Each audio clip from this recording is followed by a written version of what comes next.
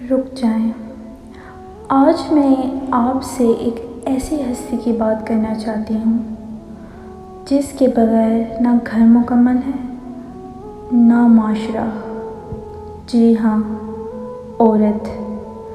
وہی عورت جو کبھی ماں بن کر اپنی نیند قربان کرتی ہے، کبھی بہن بن کر محبت بانٹتی ہے، کبھی بیوی بن کر ہر مشکل میں ساتھ کھڑی رہتی ہے، اور کبھی بیٹی بن کر گھر کی رونق بنتی ہے۔ پھر آخر کیوں بعض لوگ اسی عورت کو رلاتے ہیں؟ کیوں اس پر ظلم کرتے ہیں؟ کیوں اس کی عزت نفس کو ٹھیس پہنچاتے ہیں؟ اللہ تعالیٰ فرماتا ہے، اور ان کے ساتھ بھلے طریقے سے زندگی بسر کرو۔ اور رسول اللہ صلی اللہ علیہ وآلہ وسلم نے فرمایا، تم میں سب سے بہتر وہ ہے جو اپنے گھر والوں کے لیے سب سے بہتر ہو۔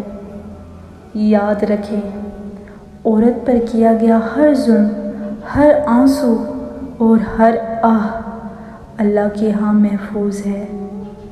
اگر آپ ایک اچھے انسان بننا چاہتے ہیں تو عورت کی عزت کریں، اس کا دل نہ توڑیں، کیونکہ جس گھر میں عورت کی عزت ہوتی ہے وہاں رحمتیں نازل ہوتی ہیں، اور جس دل میں عورت کا احترام نہیں وہاں انسانیت بھی مکمل نہیں۔